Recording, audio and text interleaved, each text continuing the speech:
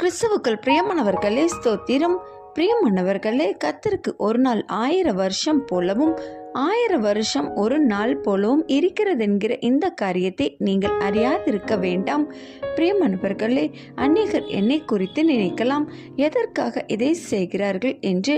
சகோதரர்களே, வேதாகமத்தை படிக்க படிக்க நான் ஏனோ பிறந்தேன் வாழ்ந்தேன் என்று இருக்காது.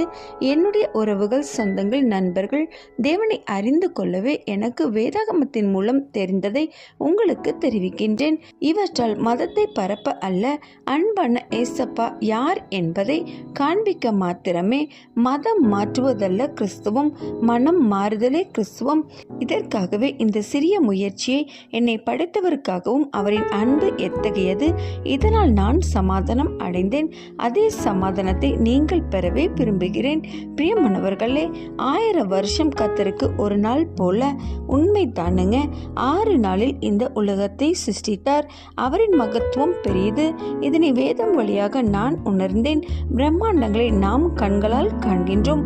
நாம் வாழ யாரோ ஒருவர் இதனை உருவாக்கி இருக்கிறார் என்பதை சற்றே நிதானிப்போம்.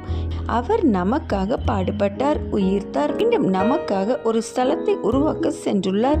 மீண்டும் வருவார். உங்களையும் என்னையும் அவரோட கூட்டிச் செல்ல விசுவாசியுங்கள், செயல்படுங்கள். அமேன்.